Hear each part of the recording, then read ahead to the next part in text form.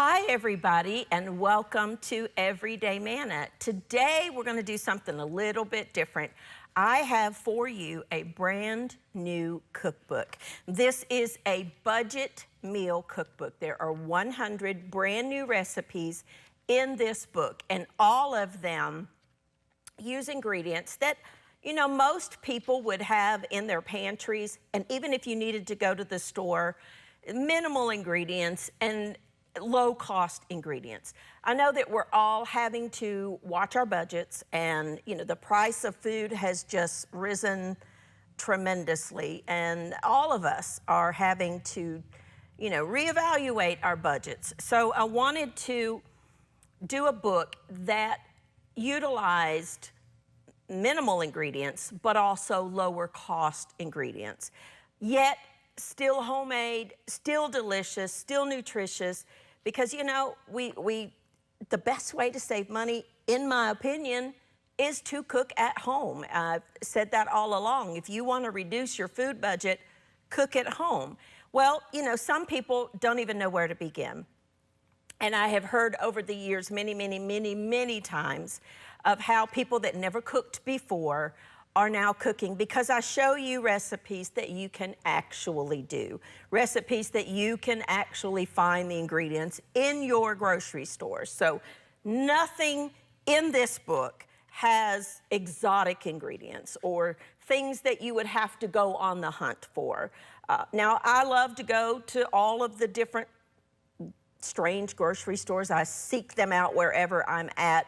But I realize that not everybody does that, and not everybody wants to have, you know, the variety of strange, I guess I should say, ingredients that maybe I like to have on hand. But first of all, this is the book. It's 100 brand new recipes. It's called Budget Meals. I have to say a great big thank you to my son, Austin, who actually designed the cover for this book. He designed the front and the back cover for this, and I'm very proud of him. He did a great job with minimal help from me. He just knew what I wanted, and we together worked it out. He did a great job. My other son, Aaron, is on the camera, and they both are just, you know, working away, helping here at the ministry, and I'm very proud of them.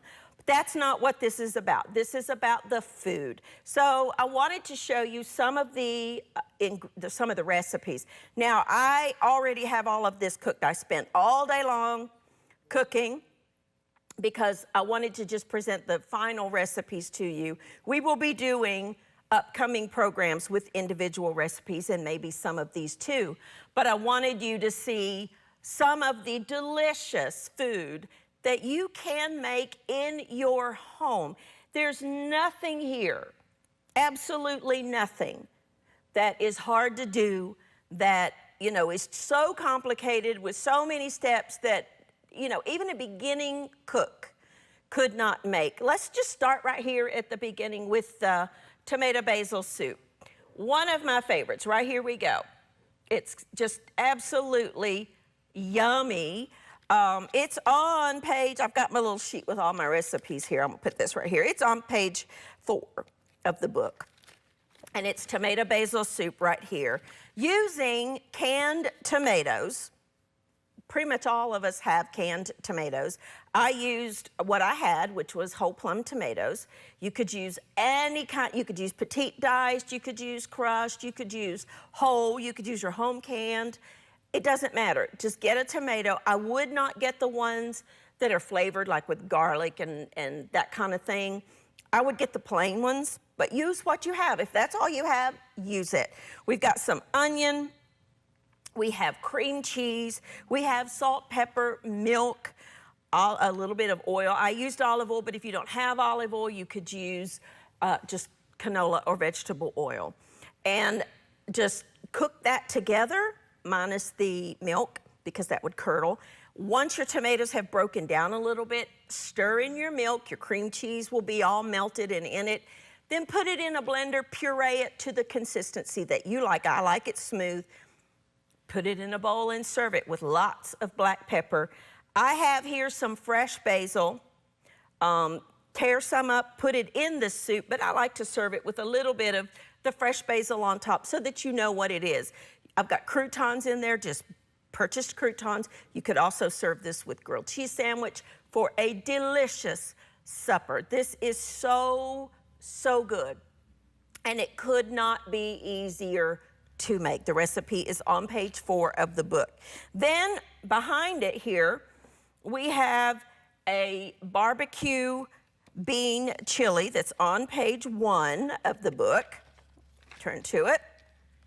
Barbecue bean chili right there. Now, the key to making a chili that's low cost, because there's meat in there. I did use some ground beef, but I only used for the whole, and I actually cooked this in the crock pot. For the whole big crock pot to feed a lot of people, I only used 3/4 of a pound of ground beef. If you don't want to use ground beef, you could use ground chicken or ground turkey, or leave out the meat and make it vegetarian. Absolutely delicious. I browned that up, and then I added my other ingredients, such as a can of tomato sauce, a large can of just prepared baked beans that you buy in the grocery store. You could add an extra can of beans if you wanted to bump it up a little bit. Beans are a delicious and healthy and nutritious way to bulk up your foods, stretch them to make them go further. They're very inexpensive. Even a can of beans, you can find them now on sale for like 50 cents. Or you can use dry beans, soak them overnight, put them in the crock pot, let them go. I mean, it's so easy to do. And this is a barbecued beef bean chili that is incredibly good. I like to take a lime wedge and squeeze in my chili anything of a Mexican-ish Southwest flavor. I like to squeeze a little bit of lime on there, totally optional, but try it, you will love it. You could serve this with some sour cream, you could put some cheese on top if you wanted. However you like your chili, you could even serve this. Sometimes I just, I like my chili over spaghetti noodles, like a Cincinnati spaghetti. This is not Cincinnati spaghetti, but I still like to serve mine over some kind of pasta, which will stretch it even further if that's what you want to do. Absolutely delicious and could not be easier. Now, all of the recipes here are in this book, along with the white bean chili. We've got a vegetable and barley soup, a homemade vegetable soup. I'm a big soup lover. I love soup year round. We've got a Southwest corn and chicken soup, our wonderful tomato basil soup, ground beef, vegetable soup, lots of different things from my kitchen to yours. Now, all of these recipes are in this brand new book that is available for your gift to Living Faith Television of $30 or more. You are not buying this cookbook. You are supporting Christian television, and in return, we send you a copy of the book. You're supporting the gospel going out around the nation and many parts of the world 24 hours a day, 7 days a week. I hear from people all over the United States. You name the state, and I've heard from them. We recently have launched out into some other markets with this program, and the response has been tremendous. And if you're watching from one of those other places that is not our home base of Virginia, which we go out into the 5 states here, welcome to our family. We do cookbooks often. They are only available here. They're not available anywhere else, and it is for your support of Christian television. So that's why we do these kinds of things. But let's move on to, oh my goodness, this one. Over here is the casserole. I just made it in a casserole dish, actually baked it this morning. This is a caramel apple breakfast casserole that, smells so good. Now, I don't peel my apples, but if you want to peel your apples, you can. It has eggs and milk and some cinnamon and some nutmeg. If you don't have those individual spices, use pumpkin pie spice or apple pie spice, whatever you have, those warm types of spices. I used 4 medium apples. I used Gala because that's what my store had on sale. You could use any kind of apple that you like, except for, you could use Red Delicious, but they don't cook as well as the others. I think they're great for eating out of hand, but they're not my preferred apple for cooking. But if that is what you have, then that is what you use. If you don't have any fresh apples and you have a can of apple pie filling, use that. You want the flavor of the apples. But I used 4 apples that I chopped up really fine, butter, some brown sugar, just some sliced bread. Whatever kind of bread you have. Whole wheat bread is typically what we have at home, but you could use any kind of bread you have. If you have white bread, if you have a sweeter bread, that Hawaiian sweet bread would be delicious in this. And you make a casserole, pour the custard with the milk and the egg and all that over it, let it set at least 30 minutes or overnight, which is what I did, and then bake it in the oven. It's yummy. Absolutely yummy and filling and nutritious. You're getting the fiber, the vitamins, the minerals. You've got some nuts in there. I used pecans, but you use what you have, what you like. If you don't like nuts or you're allergic, leave them out. This is a caramel apple breakfast casserole. Then one of our favorites. My home loves this dish. This is beef enchiladas. They are so good. Oh my goodness, I cannot express to you how much we all love this dinner. I always squeeze lime over mine. I like a little chopped lettuce on mine. My boys like sour cream on theirs. You do what you like. If you like salsa on it, put some salsa on it. This is, I will say, better than what you're going to get in a restaurant. I have yet to taste enchiladas in any Mexican restaurant that I've ever been in that I like better than these. And I'm telling you, this is so easy. And this makes a great make-ahead meal. You just brown up some ground beef, add some spices. You could use taco seasoning mix. You could use chili powder. I like a little heat in mine, so I use a little bit of crushed red pepper flake. And it's just some oregano, because dried oregano goes in a lot of Mexican dishes. Some salt, some pepper, a little bit of enchilada sauce, either homemade or purchased. Brown that up, let that simmer for a minute, lay out your tortillas. I use low carb ones. Put some cheese, roll it up, put it in a pan, pour the rest of your enchilada sauce, top it with cheese, and bake it. It is so incredibly good. This is the first recipe I want you to try out of this book. It's just so good. I love it. And it is on page 31. We have, now if I had to pick one recipe, and I've said this before, one thing that I had to eat every day for the rest of my life, it would be stuffed cabbage. That is my favorite food. I love it beyond. Oh, I just love stuffed cabbage. But it takes some time to cook. It takes time to, get the cabbage leaves ready to go and make the mixture and then simmer it. I simplified that and made an unstuffed cabbage roll recipe. Tastes the same a third of the time, and it's so good and so inexpensive. Cabbage, not very expensive at all. Sauerkraut, tomatoes, ground beef, rice, some salt, some pepper. Love it, absolutely love it. I can make this recipe and I will eat the whole pot of it myself over a couple of days. I love stuffed cabbage. So unstuffed cabbage, which is much easier, is on page 30. We've got crock pot roast. We've got garlic herb pork tenderloin. Pork seems to be the cheapest meat available right now. Tenderloins are so good and so easy. I think they're right about $2.99 a pound now. We've got an apple and pork chop skillet dinner, which, fall time of the year is a great thing to have in your arsenal of recipes. I'm telling you, there are things in here that are so easy to cook. Hot dogs with beans. You know those little cans of beanie weenies? Okay, confession time. I love the little chili weenie flavor of that. That's loaded with some stuff I don't really know what is. I love it, but my homemade version is a little healthier for you and not expensive at all, and oh, so good, so good. We've got our French toast bake there. We've got over in the crock pot, which is right here. I'll just bring it over here. We've got our delicious pulled pork. I bought a pork butt at the grocery store. I have no idea why they call it that because it's on the shoulder from the pig. I don't know why they call it a pork butt, but it is actually the shoulder. I put it in my crock pot with some spices and some barbecue sauce to let it go all day long, literally about 12 hours or so on low. Then I took out the meat.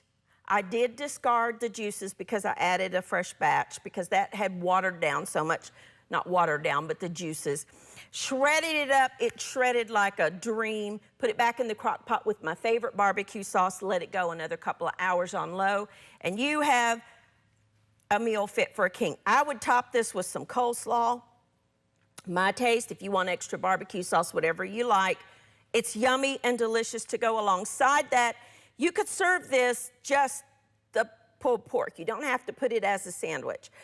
This is a corn fritter cornbread. I've already had a bite. Let me just tell you, it is so good. It's on page 36. It's corn fritter bread. I love corn fritters, but they're kind of messy. You know, you fry, you make up your batter, and you fry the little nuggets in oil. You don't have to do that with this one.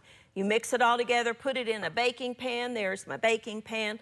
I do like to line my pan, my casserole dish, with a little parchment paper just so it's easier to get out. But you don't have to do that, but make sure you spray it. Bake it in the oven. Let it, oh, it's so good. And it goes along great with that pulled pork. You can serve that with just some cut up fruit. There you go. Maybe some, you know, carrots, steamed carrots or fries or whatever you want. Whatever you want. I personally would serve this with this chili alongside it because that flavor combination to me is so good. And the corn fritter bread is just so delicious. So those are some of the main dish meals. Let's see, what else do we have? We've got our soup, our beans. Okay, let's move on to dessert. I mean, you know, life is short. Eat dessert. Not every day, but sometimes let's have some dessert. My favorite cake in the world is pound cake. I love pound cake so much.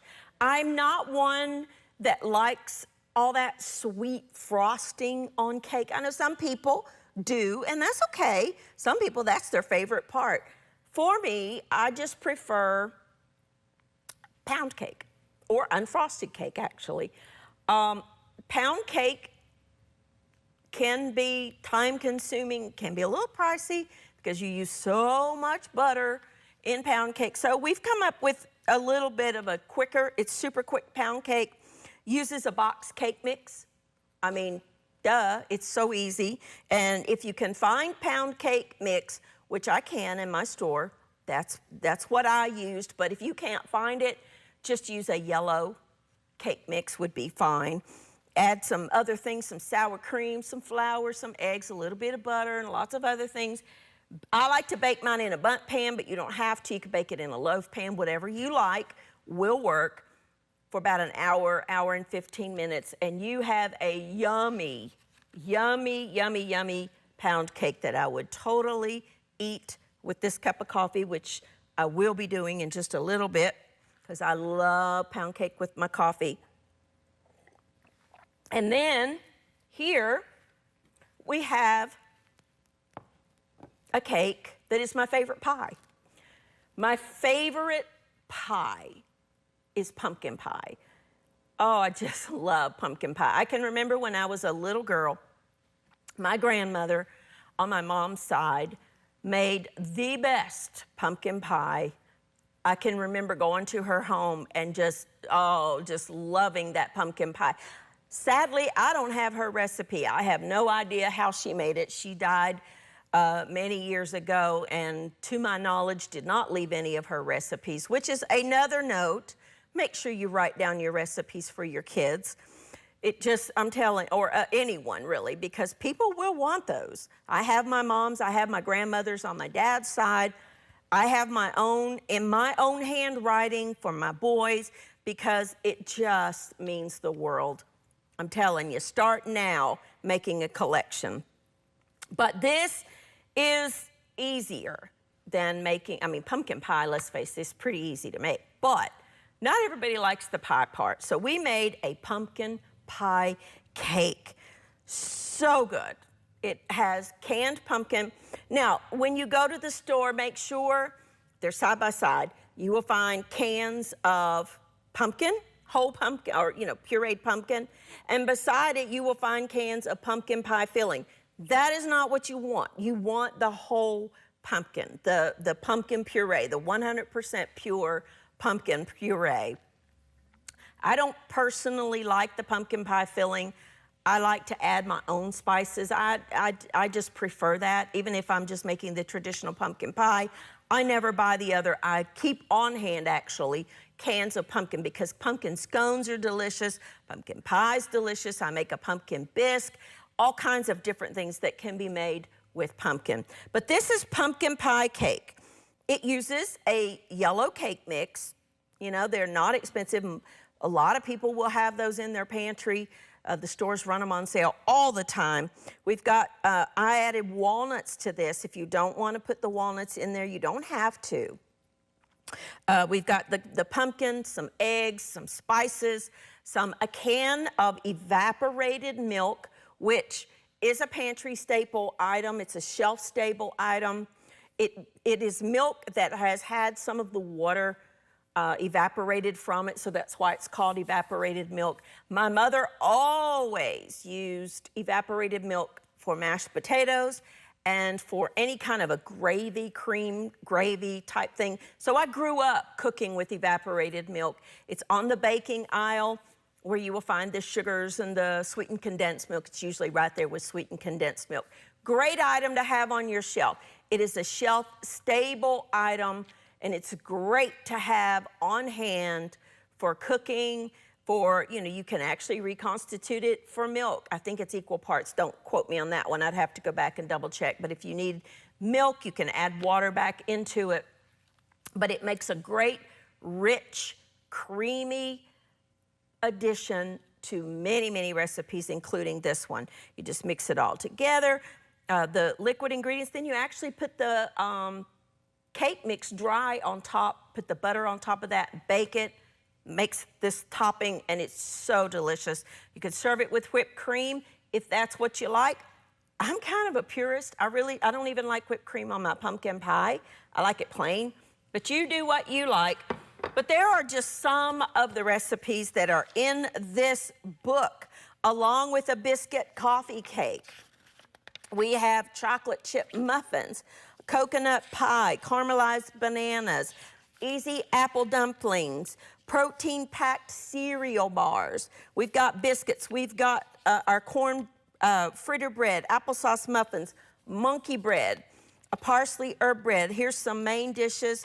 We have potato beef bake, our beef enchiladas, a crock pot roast.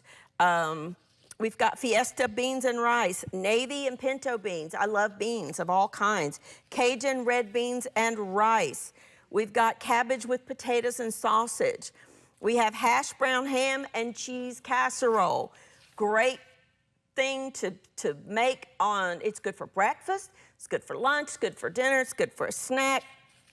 We've got our peanut butter waffles. We have lots of different breakfasts, a Southwest sausage muffin, chicken fajita casserole, skillet chicken. We've got a chicken Florentine casserole. Sounds kind of fancy, could not be easier. You use canned soup.